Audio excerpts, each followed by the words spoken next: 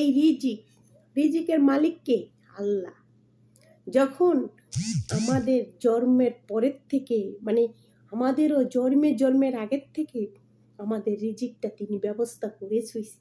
আমাদের দিন কিভাবে যাবে, কিভাবে কাটবে, কিভাবে কি করবে, সবকিছু তিনির হাতে লেখা।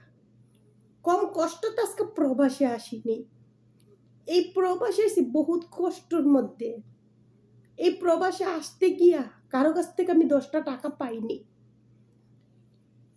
আমি এই প্রবাসে আইসে আমার আপনজনের কাছ থেকে আমি 1টি টাকা পাইনি। মা আপন যাকে টাকা দিয়ে উপকার করছে তার কাছেও বলছি তুই আমাকে টাকা দে, তোকে আমি চেয়ে দিব। কিন্তু সেই লোকও বলছে না, দিব না। থাইক্কাও বলছে নাই। তো ওইসব মানুষের উদ্দেশ্য বলি, সুখে থাকো তোমরা টাকা পয়সা নিয়ে, আর আমি দুঃখে থাকি টাকা পয়সা ছেড়ে।